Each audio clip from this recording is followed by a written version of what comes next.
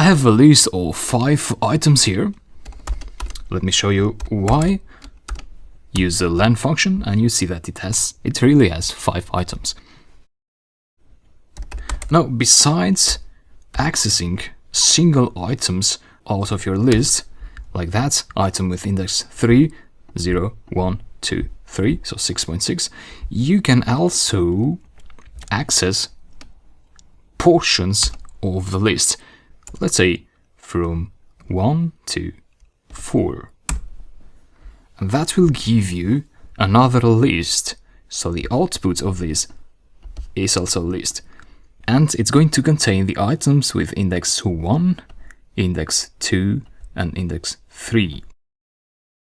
The upper limit, it's not included. It's never included in a Python slice. So this is a slice. And this is the output of the slice. Let's try to get the first 2 items of the list. The first 2 items have an index of 0 and 1. So we'll start with 0. Since we also want the item with index 1, we're going to write 2 there, so that we get 1. And that is the output. So the index 2 is not included. 7.5 is not included. You can also use a shortcut for that. You don't have to type 0 if you meant to get everything starting from the first item.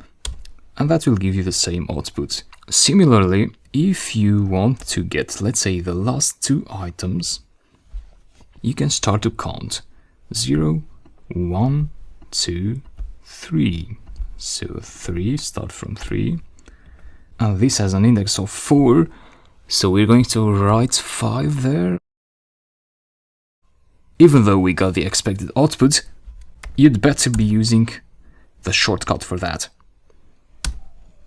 So this is more intuitive because it tells you that you're extracting from item with index 3 to the last item of the list. So without knowing how many items there are in the list. Similarly here, you're extracting from the very first item to the item with index 1.